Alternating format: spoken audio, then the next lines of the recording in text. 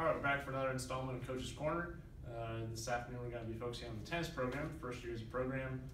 Joined this afternoon by head coach of the tennis team, Brent Martin. Coach, thanks for coming. Thank you. Start off, I know it's the first year for the program, first year you being here at OCU. Just give us an overall grade, maybe both one for the men, one for the women, just of the program in general. Okay. Being a first year, the expectations, I wasn't sure of what to expect, so I just wanted to kind of have fun. The goals were to have fun and to hit some good shots and then eventually build into winning matches and winning courts each time, which we did. So the men actually won an overall match at Alice Lloyd. The women had 3 matches at 5-4. Unfortunately, we had the 4 all 3 times, but as far as a grade would go, I would say B plus for both of them.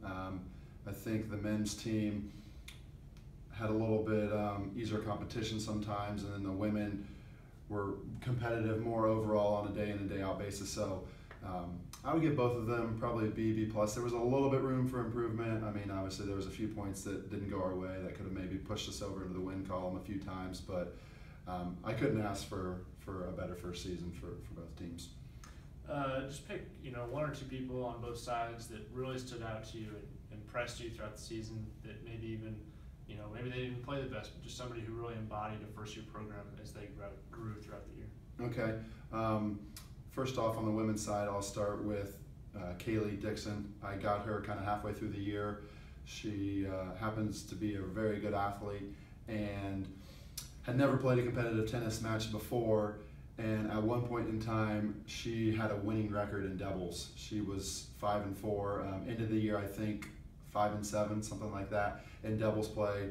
She's tall, she's good at the net, so she really excelled in doubles, and I'm looking forward to having her back next year to compete at the top of the lineup or somewhere near the top for me.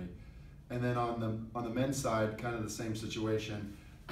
Colin Dorman stepped into number 2 singles player after having never competed in an actual high school match. He played in the clubs and that kind of stuff when he was younger, but he had never competed in high school.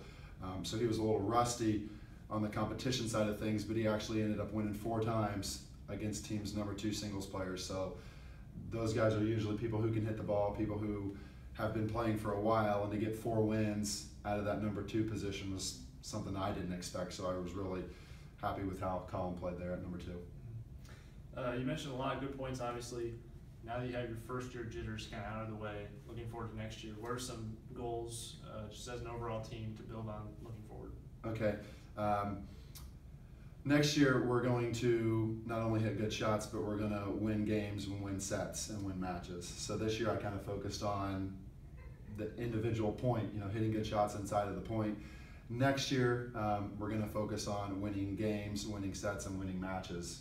That will hopefully build into more match wins overall for each team.